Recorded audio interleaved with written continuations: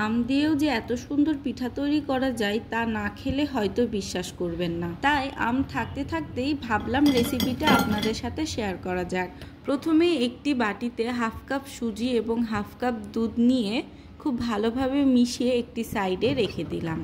এবার দুইটা মাঝারি সাইজের আম নিয়ে নিচ্ছি। আম দুইটা কেটে ব্লেন্ডারে ভালো মতো পেস্ট করে নিতে হবে।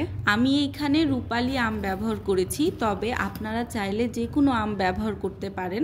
তবে একটা বিষয় খেয়াল রাখতে হবে, আমটি যেন মিষ্টি হয়। আমি আমগুলো এভাবে ছোট ছোট করে কেটে নিচ্ছি যেন ব্লেন্ড করতে সহজ হয়। এই দেখুন আমগুলো সব কাটা হয়ে গিয়েছে। এবার আমি আমগুলো পেস্ট করে নিব। আমগুলো পেস্ট করার জন্য আমি এখানে এক্সট্রা কোনো পানি ব্যবহার করিনি। পেস্ট করার পর এটা 1 কাপের মতো হয়েছে। এবার একটি বড় বাটিতে পেস্ট করে রাখা আমগুলো ঢেলে দিচ্ছি, সাথে দুধ দিয়ে ভিজিয়ে রাখা সুজিগুলো ঢেলে দিচ্ছি। এইবার দিয়ে দিচ্ছি হাফ কাপ চিনি।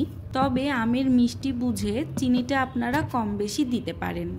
আরও দিয়ে দিলাম 1 কাপ ময়দা আর স্বাদ মতো লবণ। এইবার মিশ্রণগুলো ভালোভাবে মিশিয়ে নিতে হবে।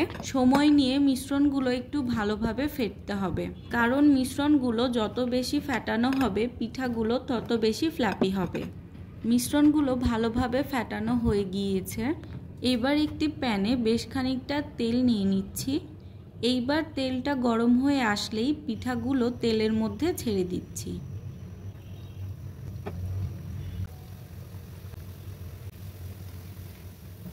কিছুক্ষণ পর এক পাশ হয়ে এলে একটু উল্টিয়ে পাল্টিয়ে দিচ্ছি। এইখানে আমি চুলার জালটা মাঝারি থেকে একটু বেশি দিয়ে রেখেছিলাম।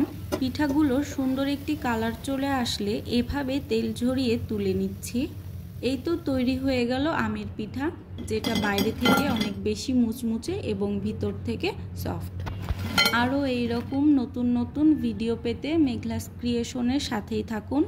আজ এখানেই বিদায় নিচ্ছি। সবাই ভালো থাকবেন, সুস্থ থাকবেন। দেখা হবে নতুন কোনো ভিডিওতে। আল্লাহ হাফেজ।